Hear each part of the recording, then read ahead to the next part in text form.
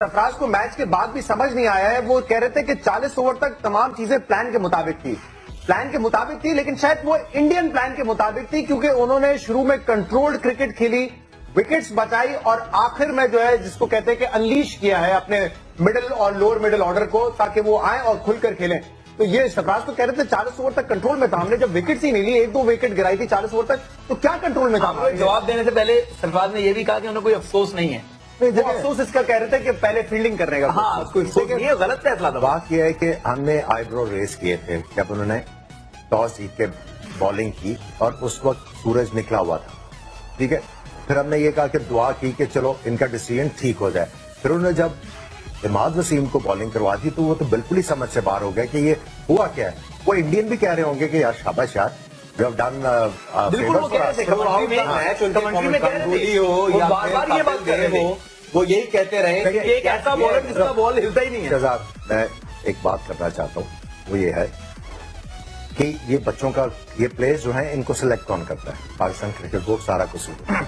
ये जो मैं पहले भी बात कर रहा था कि इंडियंस के साथ जब हमने किया प्रोग्राम तो वो ये कह रहे थे कि इनका सबसे सीनियर प्लेयर युवराज और धोनी है, 12-14 साल क्रिकेट खेले, हमारे 18-19 साल क्रिकेट खेले। वो हमें कह रहे थे इनएक्सपीरियंस साइड और अपने आप को कह रहे थे वेरी एक्सपीरियंस साइड।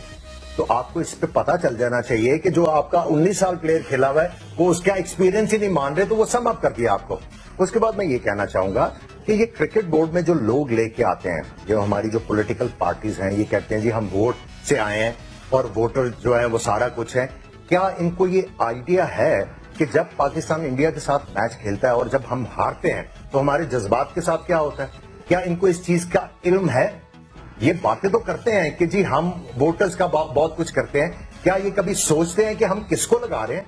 और हमने क्रिकेट को ठीक करना है ताकि हम लोगों के जो जज्बात हैं उसको मजरू ना होने दें। अब जो पाकिस्तानी पूरी दुनिया में बैठा हुआ है, अगले 10 दिन तो वो ये बातें सुनेगा।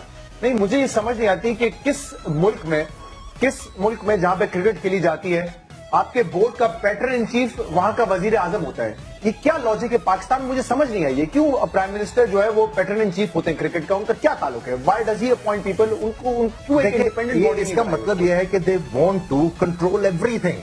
पॉलिटिक्स का जो इजी डेफिनेशन है, आप तो पॉलिटिकल प्रोग्राम्स में करते हैं, जो हार्वर्ड यूनिवर्सिटी में पढ़ाई जाती है डेफिनेशन पॉलिटिक्स की, equal distribution of power is called politics. आपको पता है सबसे बड़ी मिसाल क्या है कि सियासत किस हद तक है पीसीबी में, कि जैसे ही आप देखेंगे हुकूमत चेंज होती है, नया प्राइम मिनिस्टर आता है, आपके बोर्ड का चेयरमैन खुद रिजाइन कर जाता है, क्योंकि उसको पता है कि नई गवर्नमेंट आ गई है, अब मेरी तो वैसे ही छुट्टी होनी है। नसीम अशरफ साहब ने रिजाइन किया, ज़का अशरफ। तो हाँ, नहीं, जो भी जब भी गवर्नमेंट तब्दील होती है वो चेयरमैन रिजाइन करता है, उसको पता है नया वज़ीर आज़म आएगा, मेरी तो छुट्टी हो जाएगी। ये आपके प्राइम मिनिस्टर ने इनको बताया जल्द मेरे जहन से निकल जाएगा।